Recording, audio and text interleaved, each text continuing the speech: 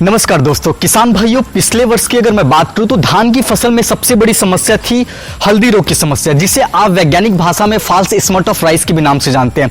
ये जो समस्या थी बहुत ही भारी पैमाने में पूर्वांचल के क्षेत्रों में और बहुत ही जगह ऐसे जो क्षेत्र थे वहां इसकी महामारी के तौर पे इसको देखा गया था। जो उत्पादन है वो उत्पादन पे करीब 40% तक प्रभाव पड़ा था।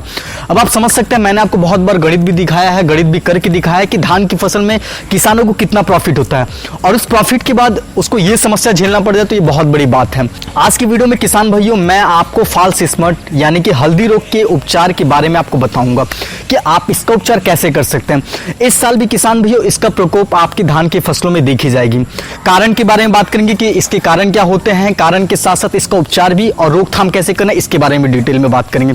तो क्या करते हैं, आज की वीडियो को हम शुरू करते हैं। मैं हूं आपका किसान मित्र अनूप धवन और आप देख रहे हैं हेलो फार्मर यूट्यूब चैनल। किसानों को सपोर्ट करने के लिए क्या करें किसान भाइयों, चैनल को सब्सक्राइब करें और पास वाली घंटी को दबाकर बेल आइकन को ऑल पे कर ले, जिससे कि हम जब भी वीडियो डालेंगे तो इसका नोटिफिकेशन आप तक सबसे पहले पहुंचेगा। दोस्तों, ये जो मेरे हाथ में आप उत्पाद देख सकते हैं यही इसका मूल मंत्र है, यही इसका जुगाड़ है, जिससे कि इसका इस्तेमाल करके आप इस रोग से निजात पा सकते हैं। सबसे पहले तो मैं आपसे बात करता हूं कि इस रोग की शुरुआत कैसे होती है, यानी कि ये रोग आपके धान की फसल में, आपके फसलों में फैलता कैसा है। तो एक चीज मैं इसके थोड़े डिटेल में आपको बताता हूं। ये जो रोग होता है बीज के द्वारा होता है, मिट्टी के द्वारा होता है, वायु के द्वारा होता है और भी बहुत सारे कारण। वायु के द्वारा कैसे होगा, तो वायु के द्वारा जैसे हवा चलती है, हवा में अगर नमी की मात्रा कम है तो आपकी धान की फसल में हल्दी रोग यानी कि फॉल्स स्मट ऑफ राइस जो है वो आने की संभावना होती है। मिट्टी के द्वारा है, पिछले वर्ष जैसे कि मैंने बताया कि पिछले वर्ष आपकी धान की फसल में ये समस्या देखी गई। तो अगर आपने फसल अवशेष अच्छे से नहीं जलाया होगा या फिर फसल अवशेष आपने अपने खेतों से नहीं निकाला होगा तो इस साल भी आपके फसल में ये समस्या देखी जा सकती है। बीज की बात करूं तो बीज के द्वारा इसके लिए रेजिस्टेंस वैरायटी, बहुत सारे रोग प्रतिरोधक वैरायटी है फॉल्स स्मट के लिए, उन सारे बीज का आप चुनाव करके आप इस रोग से निजात पा सकते हैं।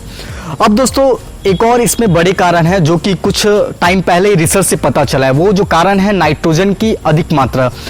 होता क्या है कि किसान भाई अपनी फसलों को हरा भरा करने के लिए नाइट्रोजन पे नाइट्रोजन देते हैं। ये आप सब बात जानते हैं कि यूरिया के छिड़काव बहुत ज्यादा करते हैं, तो फसलों में नाइट्रोजन की मात्रा भी बढ़ जाने की वजह से फॉल्स स्मट की समस्या देखी जा रही है।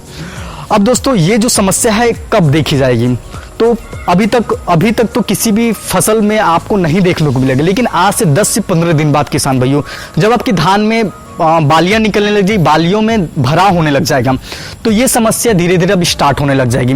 स्टार्ट होगी तो ये समस्या फिर रुकने वाली नहीं है। धीरे धीरे करते करते फंगस समस्या है तो धीरे धीरे करते करते आपकी पूरे फसलों को चपेट में ले लेगी और आप इसका रोकथाम कतई नहीं कर सकते। सही समय किसान भी यही है। ये जो मेरे हाथ में उत्पाद है परिजात कंपनी का उत्पाद है, फंजीसाइड है, पेरिजोस T2 के नाम से ये उत्पाद आता है, परिजात कंपनी का है। इस उत्पाद का आप इस्तेमाल करके किसान भाइयों क्या कर सकते हैं, हल्दी रोग की जो समस्या है उससे आप निजात पा सकते हैं। इसमें 2 कंपोनेंट आपको मतलब सॉल्ट मिलाया गया है। जो पहला सॉल्ट है वो ट्यूबोकोनाजेल 18.3% SC फॉर्म में और जो दूसरा कंपोनेंट है वो एजेक्सिट्रोबिन है 11% फॉर्म में है।